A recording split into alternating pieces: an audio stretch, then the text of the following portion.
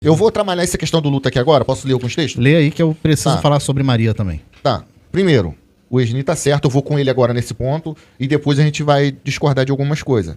Mas nesse ponto aqui de tristeza, para mim, todos eles estavam. Aqui, Jesus que chama eles para a conversa e pergunta para eles: pô, foi Jesus que falou que eles estavam. Por que vocês estão tristes? Tá? Foi a pergunta de Jesus. E já dá uma dica aí, deixa bem forte.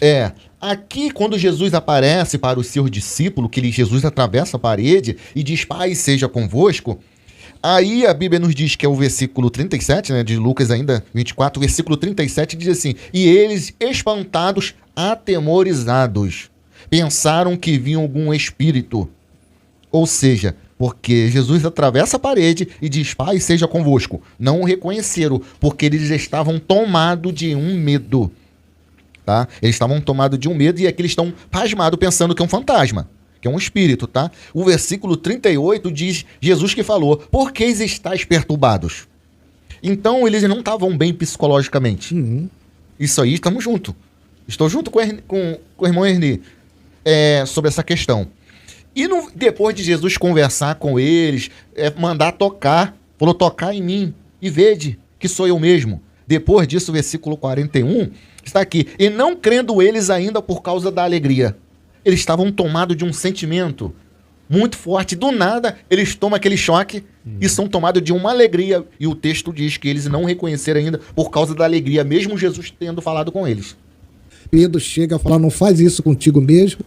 Mas a gente vê uma forma de pessoas que já faz parte com ele, andando como ele andava, porque a gente vê que houve um povo em Etiópia que andava de tal maneira que falava assim: quem é aquele povo ali? Aí falaram assim: aquele só pode ser de Cristo, anda igual a ele. Então eles chegavam até ficar igual, porque Pedro ali foi inconfundível quando levaram Jesus. As pessoas falavam: esse é aquele que andava com ele, esse é aquele, e ele negou. E às vezes o medo faz a gente até negar. O medo faz a gente ficar ignorante, faz a gente confundir, faz a gente a perca, o luto, o sofrimento, a angústia de algo tão bom a gente não vai ver mais, que pensa que acabou. Como os dois no caminho de Emaú falavam: poxa, ele era tão bom, você não sabe que mataram? Ele falou: por que vocês ficam assim como louco? Fala assim, mas não se apresentou para ver se eles conheciam, mas eles não conheciam. Mas entrou na casa e no Partido do Pão eles conheceram e Jesus foi embora. O que é importante aqui nesse texto aqui? Que o nervosismo dela, a situação do momento, ela tá vendo os dois homens ali, o momento dela, desespero do corpo do mestre não tá, a primeira olhada dela, ela não o reconhece pelo simples fator do nervosismo, da emoção dela pegar, olhar rapidamente e ela não notar. Mas quando Jesus chama ela pelo nome, ela o reconhece. É possível que uma pessoa, quando está com um sentimento muito forte, um choque emocional, seja impedido de reconhecer pessoas e até mesmo a voz, tá? Eu recebi uma ligação uma certa vez, de madrugada, uma pessoa se passando pela minha filha, dizendo que estava sendo sequestrada. Era uma voz de um homem se passando por uma mulher, mas no momento daquele choque, para mim era minha filha. Porque eu fui tomado de uma emoção. Sim.